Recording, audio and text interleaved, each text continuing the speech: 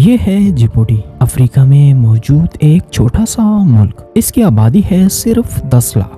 सुनने में ये मुल्क छोटा लगता है, लेकिन इसकी इम्पोर्टेंस इतनी बड़ी है कि दुनिया के सबसे बड़े सुपर पावर्स यहाँ पर अपने मिलिट्री बेसेस बना चुके हैं। जिबूटी के छोटे से मैप पर अगर आप नजर डालें तो आपको मिलेगी अमेरिका की मिलिट्री बेस, और ये पूरी अफ्रीका में अमेरिका की ओनली परमानेंट मिलिट्री बेस है। इसके अलावा यहाँ फ्रांस की 2 मिलिट्री बेस हैं। फ्रांस के बेस के बिल्कुल पास है जापान की मिलिट्री बेस, जो कि पूरी दुनिया में जापान की अकलौती फॉरेन मिलिट्री बेस है, और वही पास में इटली की भी मिलिट्री बेस है। अगर समंदर की तरफ देखें तो फ्रांस की एक बड़ी नेवल बेस भी है, जिसकी बगल में स्पेन और जर्मनी के ट्रूप्स के कैंप्स हैं। अब बात करते हैं दूसरी साइड की, जहां है चाइना की एक बहुत बड़ी नेवल बेस। और इतना ही नहीं, इंडिया, रशिया और सऊदी अरेबिया भी जिबूटी सरकार से मिलकर अपनी मिलिट्री बेसेस बढ़ाने की तैयारी कर रहे हैं। अगर देखा जाए तो जिबूटी दुनिया का वाहिद ऐसा मुल्क है जहां इतनी सारी नेशंस के आर्मीज मौजूद हैं,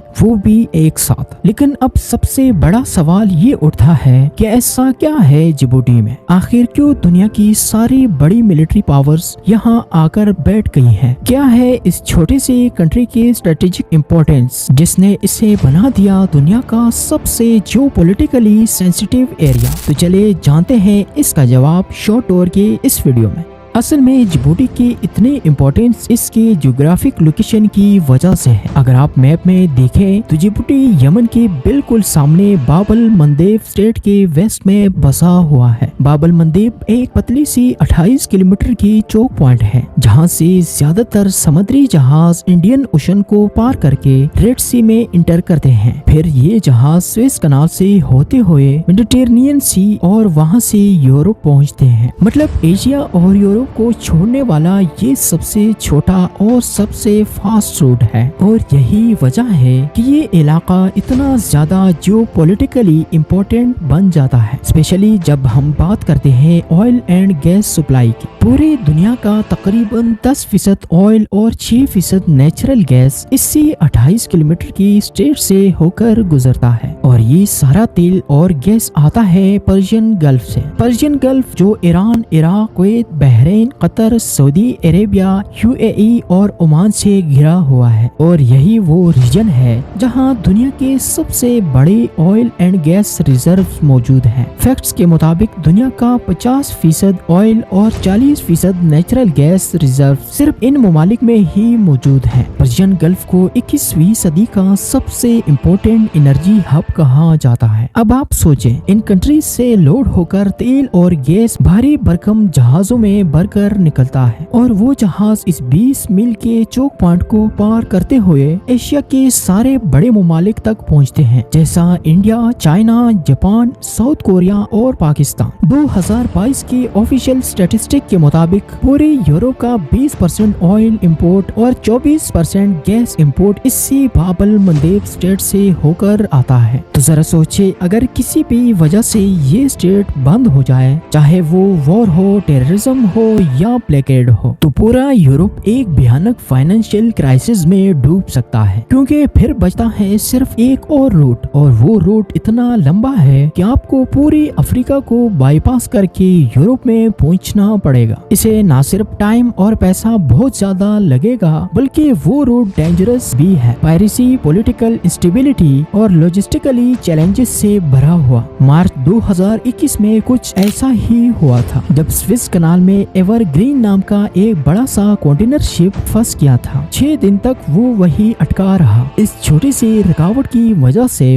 वर्ल्ड इकोनॉमी को हुआ $9.6 बिलियन का नुकसान। इस ट्रेड रूट पर सबसे ज्यादा डिपेंडेंट कंट्री है सऊदी अरेबिया। सऊदी अरब के पास दुनिया का तकरीबन 15% प्रूवन ऑयल रिजर्व्स मौजूद है। ये मुल्क एक सच्चा पेट्रो स्टेट है। इसकी 46% जीडीपी और लगभग 80% एक्सपोर्ट इनकम इनकम सिर्फ तेल पर ही डिपेंड करती है। मतलब जो आप वहाँ की बड़ी बड़ी बिल्डिंग्स, लग्जरी प्रोजेक्ट्स और अमेरिकी चमक दमक देखते हैं, तो वो सब कुछ इसी तेल की कमाई का नतीजा है। अब सऊदी का ये सारा तेल निकलता है पर्शियन गल्फ से और वहाँ से दुनिया तक पहुँचने का सबसे छोटा रास्ता है स्ट्रेट ऑफ हॉर्मुज। ये भी एक छोटा सा चोक पॉइंट है, सिर्फ 34 किलोमीटर चौड़ा। सारे ऑयल टैंकर और कंटेनर शिप यहीं से गुजरते हैं। लेकिन मसला ये है कि ये इलाका ईरान के कंट्रोल में है, जो सऊदी अरब का सबसे बड़ा अराइवल है। स्ट्रेट ऑफ हॉर्मुज के पास के सारे अहम आइलैंड ईरान के कंट्रोल में है और वो कई बार इस स्टेट को ब्लॉक करने की धमकी दे चुका है। अब अगर ये स्टेट बंद हो गया तो सीधी सी बात है, सऊदी अरब की इकोनॉमी हिल जाएगी।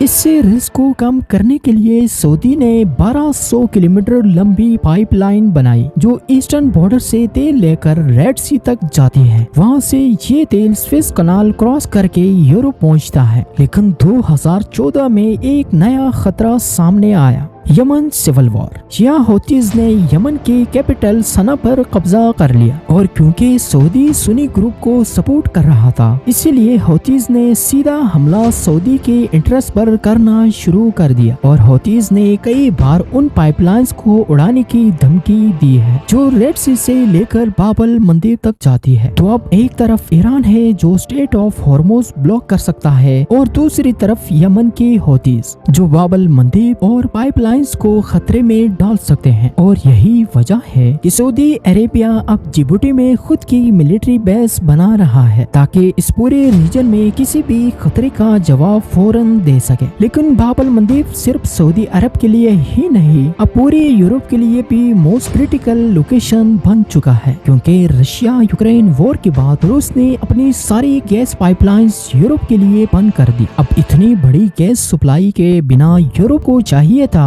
एक अल्टरनेटिव, और वो है कतर। कतर एक छोटा सा कंट्री है, लेकिन दुनिया के दूसरे सबसे बड़े नेचुरल गैस रिजर्व का मालिक है। लेकिन कतर के पास यूरोप तक जाने के लिए कोई पाइपलाइंस नहीं है, इसीलिए अब वो इन्वेस्ट कर रहा है billions of dollars in LNG technology. Gas को ठंडा करके लिक्विफाइड नेचुरल गैस में बदल करके जहाजों में भरने के लिए। ये एलएनजी जहाज स्ट्रेट ऑफ हॉर्मुज और बाबल मंदेब से स्वेज कनाल और फिर यूरोप तक पहुंचते हैं, और इसीलिए अब यूरोपियन कंट्रीज भी जिबूटी में अपनी मिलिट्री प्रेजेंस बना रही है, ताकि ये रूट किसी भी हालत में सिक्योर रहे। चाइना की लगभग 30% मैन्युफैक्चरिंग एक्सपोर्ट इसी स्टेट से होकर यूरोप और नॉर्थ अमेरिका तक जाती है। मतलब अगर ये रूट सिक्योर ना रहे तो सिर्फ चाइना ही नहीं, ग्लोबल ट्रेड का बहुत बड़ा हिस्सा डिस्टर्ब हो सकता है। मिडिल ईस्टर्न कंट्री भी इस स्टेट को इसलिए सिक्योर रखना चाहते हैं ताकि उनका सारा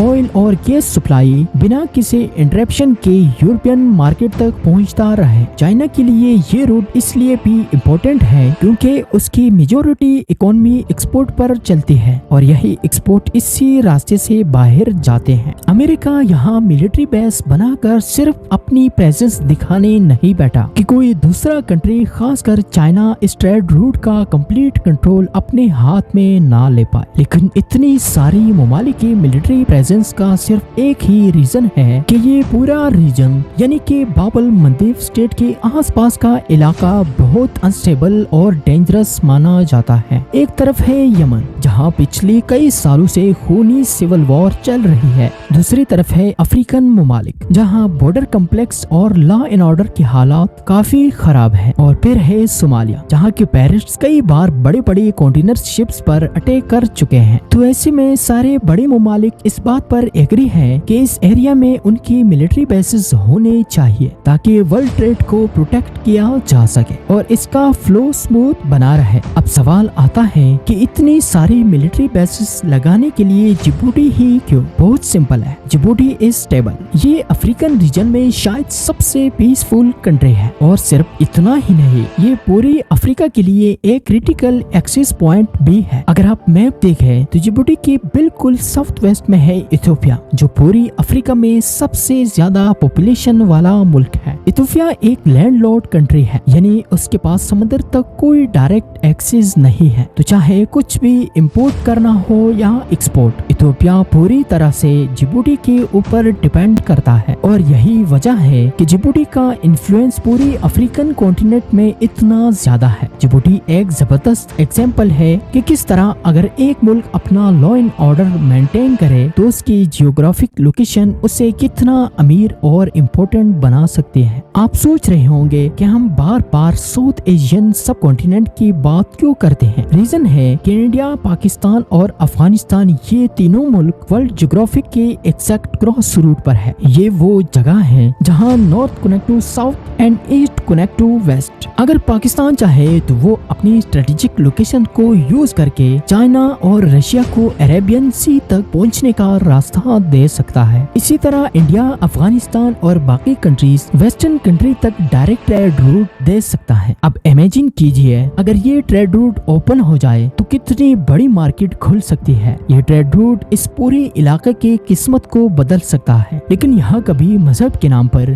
कभी बॉर्डर के नाम पर हमने आपस में ही लड़ कर अपनी ही जड़ों को काट दिया है। अगर आज पाकिस्तान और इंडिया की गवर्नमेंट समझदारी से काम ले तो कोई वजह ही नहीं कि मुंबई और ग्वादर दुनिया के सबसे बड़े पोर्ट्स ना बने। आज जहां दुबई को एक ग्लोबल हब बना दिया गया है, वो सब कुछ हमारे पास पहले से ही था। तो खुदा है ये सोचकर कि हमारे ही मुल्क के लोग अपनी फैमिलीज को छोड़कर फॉरेन कंट्रीज में सिर्फ एक एटीएम मशीन बनकर रह जाते हैं। अगर हम अपने मुल्क में ही पीस और ट्रेड को बढ़ावा दे तो यही लोग यहीं पर ही अपने लोगों और फैमिलीज के लिए कुछ बना सकते हैं। मेरे दिल से ये ख्वाहिश है कि अब इन दोनों मुल्कों के लोग और गवर्नमेंट ये समझे कि पड़ोसी से लड़ा नहीं जाता बल्कि उसे मिलकर एक दूसरे को चलाया जा सकता है। क्योंकि दुनिया में तरक्की करने के लिए एक ही चीज होती है, स्टेबिलिटी एंड कोऑपरेशन। अगर हमने इस इलाके को दोबारा उठाना है तो हमको फास्ट पर नहीं बल्कि फ्यूचर की पॉसिबिलिटीज पर फोकस करना होगा। तो दोस्तों ये थी आज की हमारी वीडियो। अगर वीडियो पसंद आई हो तो वीडियो को लाइक और चैनल को सब्सक्राइब करके हमें सपोर्ट करें। शुक्रिया। तो नेक्स्ट वीडियो तक अपना बहुत सारा ख्याल रखिए। अल्लाह हाफिज।